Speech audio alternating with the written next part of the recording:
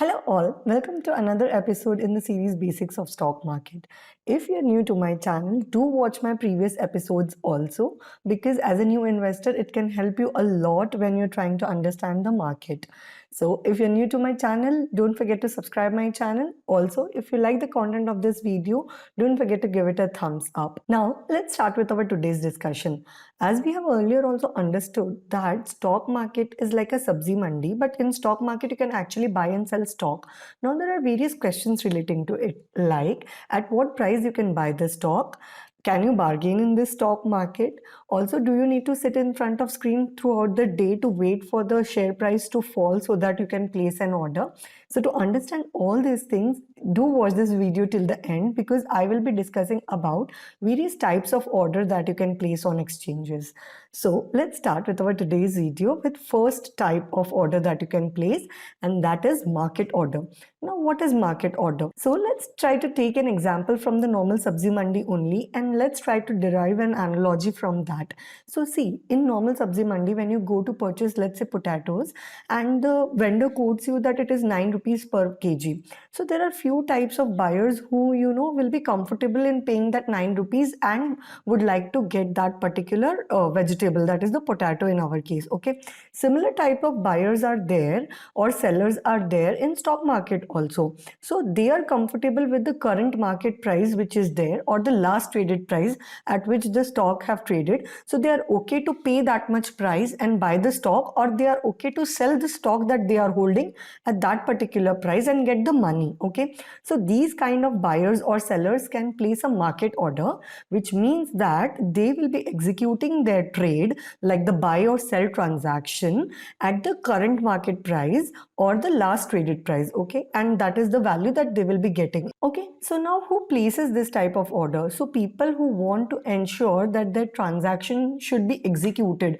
will place market order. So they don't want to wait for price to change or anything. Whatever is the current market price, they want their trade to be executed, and hence there is a surety that this trade will be executed. Okay, now coming to the next type of order, which is the limit order. Now what is a limit order? See, in sabzi mandi also there are few type of people who are not comfortable with the market price or the price which the vendor would have quoted you. Okay, so he said that let's say 9 rupees per kg for potatoes, right? There will be few buyers who would feel that no, 9 rupees is not worth it, they want to buy it at 6 rupees. Okay, so similarly in stock market also there are people, let's say if a stock is trading at 200, they're not comfortable in paying 200, they feel that it is actually worth 190, so they would like to wait till the price reaches 190 and then they would like to place an order. Okay, so now do you have to sit in front of screen and wait for the price to drop throughout the day, and then when it reaches 190 then you should place an order? Then the answer is no. You can actually place a limit order in such situations. Okay, now what is a limit order? In that you have to specify a limit price. So suppose you want to buy a stock at 190 which is currently trading at 200. Okay, so you feel 190 is worth, so you want to buy it at 190, so define that limit price as 190, and what will happen is as soon as the price will fall and reach to 190 or below, so it will reach or breach the limit of 190, your trade will be automatically executed. Okay, even if it reaches 190 it will be executed, or suppose from 191 it falls to 189, then at 189 it will be executed. Okay, so reached 190 or breached 190, your trade will be executed and your limit order will be placed and you will be able to buy the share at that particular price. Okay, so this is the limit order. Now the essence of this order is that you get to command a price and then you can trade at that particular price. That is one thing, but there is one drawback of this type of order also. And what is that drawback? What if during the day the price does not reach 190? Suppose the price started falling and from 200 it reached 195, but it never reached 190. So what will happen? In such situations your order will never be executed. Okay, there will be a limit order which would be placed for the day. Okay, so all these orders that we are discussing, the limit order or the market order, these are valid only for one day. If during the day these orders are not executed, these orders stands cancelled and you will not be able to buy the share or sell the share at that particular price. So now when I'm saying that, what if the limit that you have decided have not reached? In such situations, your trade will not be executed and you will miss out on buying that particular share. So that is the risk that you have to take if you want to command a particular price. All right, so now having understood the limit order, let's move to the next type of order, which is a stop loss order. Okay, let's try to understand the stop loss order with one example. Let's say you have already purchased a stock at, let's say, 200 rupees, and you would have either purchased it through a market order or through a limit order, by whichever order you would have purchased it. But right now you are owning a stock at 200. Now there is always some kind of risk appetite that you guys have. Maybe that can be high or low depending on your capacity to bear the loss, but it will be some amount. Okay, let's say your risk appetite is that on this particular share you can only bear a 10 rupees loss. Now as soon as your stock reaches 190, because you can bear 10 rupees loss, so 200 minus 10 is 190. As soon as your stock reaches 190, you want your stock to be sold in the market. You don't want to hold its stock. So for that you can place a stop loss order. Now one important thing about the stop loss order is that these orders are not placed directly on the exchange. They need a triggering event. Like suppose if you are having a revolver in your hand, you actually need to pull the trigger so that the bullet can be fired, right? Similarly, there has to be a triggering event wherein there is a trigger price which is defined by you. Until and unless that price is reached, your order is not placed on exchange. It will be there in your basket only. Only when the trigger amount is reached or breached, that particular order will be placed on exchange and then it will be executed. See, in case of market order or limit order, what happens is whenever you are placing your order, it is directly placed with the exchange, and depending on the order type, it will be executed. If it is a market order, it will be executed immediately if your stock is liquid enough. That means there are enough number of buyers or sellers, it will be executed immediately. When it is limit order, it will be executed when the limit is reached. But it is not the case with stop loss order. In case of stop loss order, your order will be placed on exchange only when the trigger price is reached. We will discuss about this thing more in detail when we are discussing two types of stop loss order. So this stop loss order had two categories. One is stop loss market order and the second one is stop loss limit order. In that we will understand more about this triggering event and the trigger price which I am talking about. Okay, so now let's discuss the first type of order in stop loss category, and that is stop loss market order. Okay, now what is the stop loss market order? It is a combination of both stop loss order and market order. It has features of both these types of order. Okay, so let's understand with this one example. Suppose you have already purchased a stock at 200 rupees and 10 rupees is the amount of loss that you can bear on this particular stock. Okay, so in this situation, as soon as the stock price reach 190, you want your shares to be sold off in the market. Okay, so what you can do is you can place a stop loss market order. What happens in this is, like, you purchase a stock at 200 rupees, you have to define a trigger price. So in this case 190 is your trigger price.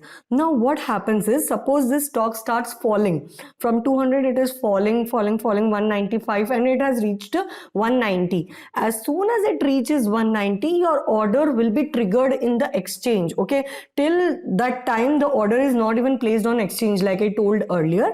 As soon as it reached 190, your order will be triggered and placed on exchange and it will be executed at current market price. Remember, it has both the features of stop loss and market order.